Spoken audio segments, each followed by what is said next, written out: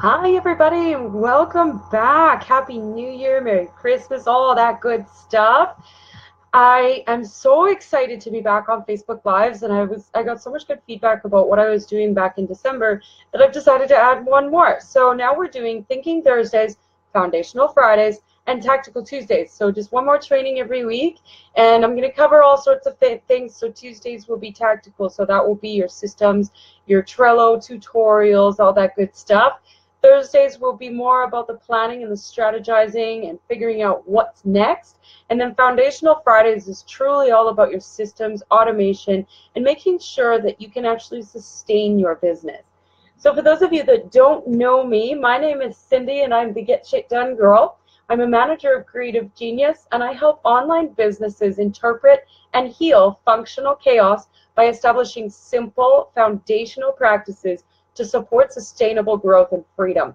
So I really enjoy setting up simple systems for people or showing other people how to do it so that you can actually have the freedom that we got into this business for. There is no point in being a VA or being an online creative if you are tied to your desk. That totally takes away from the whole point of what we're doing here. So I like to set up those systems so that you can get up and walk away and your business is running on autopilot.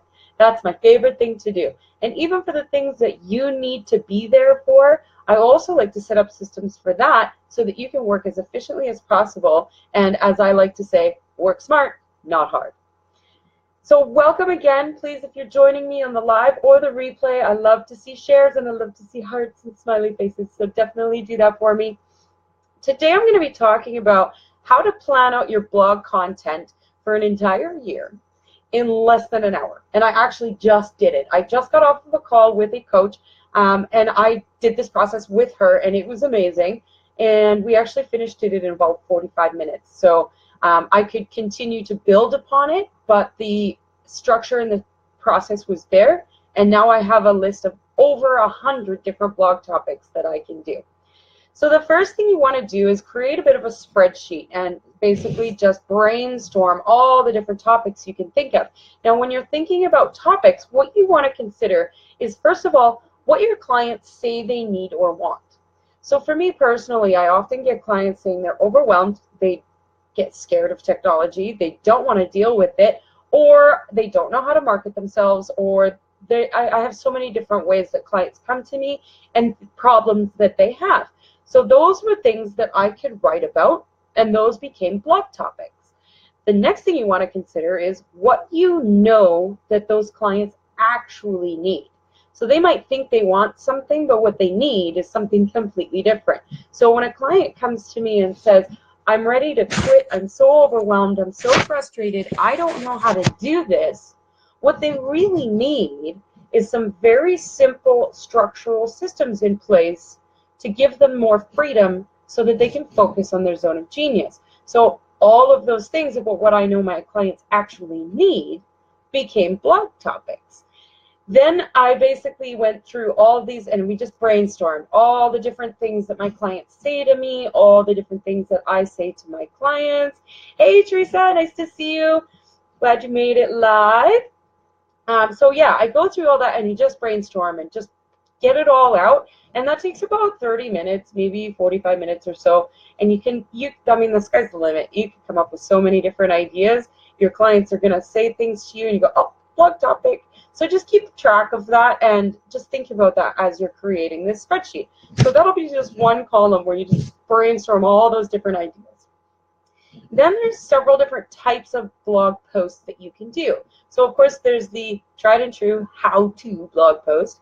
Then there's an entertainment, there's checklist, there's personal, and there's current events or in the news. So I'll just explain those really briefly so that you have a feel for what they are, and then you can mix and match. So what this coach did was that she lined them up against, like on the first column, she had all my different brainstorming ideas, and then at the top across in the rows, she had all the different blog types. So the how-to is literally how-to.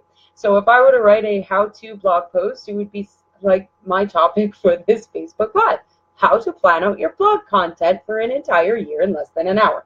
That is a how-to post.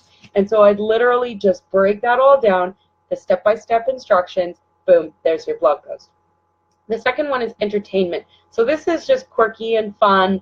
You could tell a story, or it could be perhaps an analogy or something like that. It's just more of an entertainment value rather than someone coming to you for specific instructions. The next one is the checklist, which is very similar to a how-to, but you might provide a PDF download, which, hello, funnel. It becomes a content upgrade, we call it. It's basically just a freebie where you would collect a name and email address, and that would be a checklist or something that they can follow when they're creating some of the systems or processes that you have set up for your clients. The next one is personal, and this one can be a little bit difficult depending on what industry you're in, but it's always important to share a little bit of who you are. So you can write a blog post. For example, for me, I work a lot with clients on mindset and conquering fear and figuring out how to work from home and stay motivated when there's so many distractions like Netflix binge watching and doing laundry and Facebook and all the other things that can distract you from the really important work. So that could be a personal post where I'm sharing a bit of an experience that maybe I had or a client of mine had, and turning it into a bit of a learning piece so that it showcases a little bit of my personality, but is also a teaching point. And the next one is in the news or current events. So this one can be a little bit challenging because you really have to pay attention to what's going on in the world. I think this would be my least favorite to do because I refuse to watch the news, but you could do this and it would just tie into current events.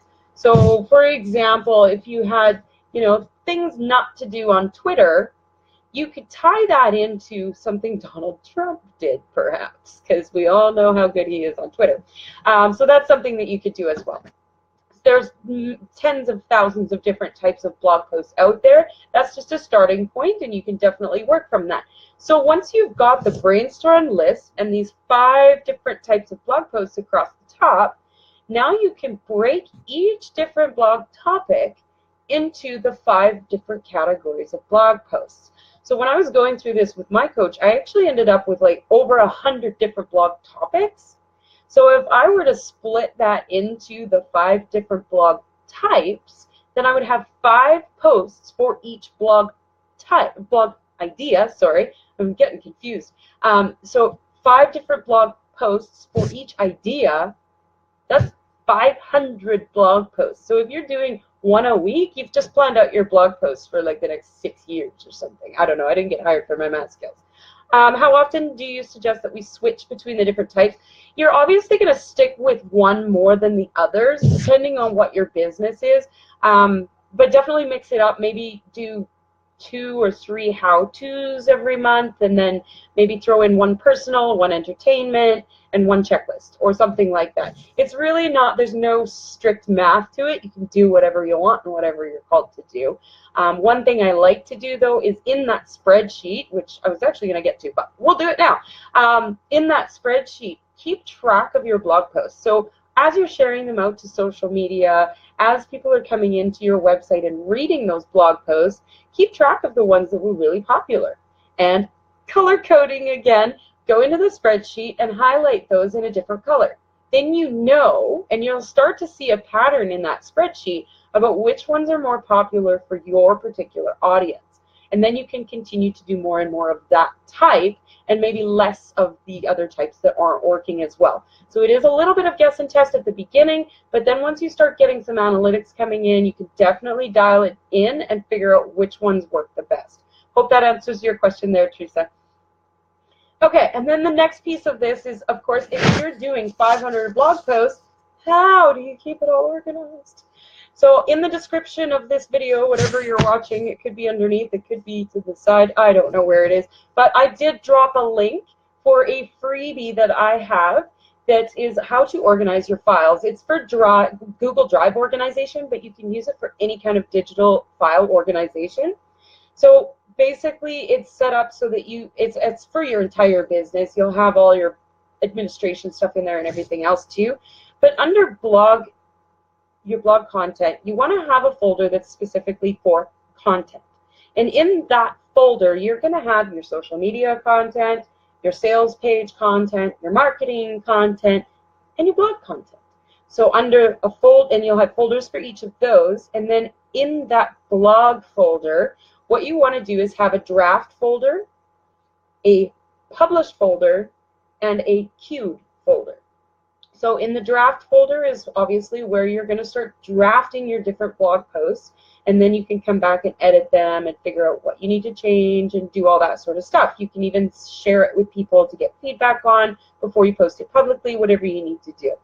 Then you're going to have the queued. So obviously what I like to do, I like to time block, so I end up writing 2 or 3 blog posts in one shot. So obviously I'm not going to post 3 blog posts in one day. I don't do that. I post once per week.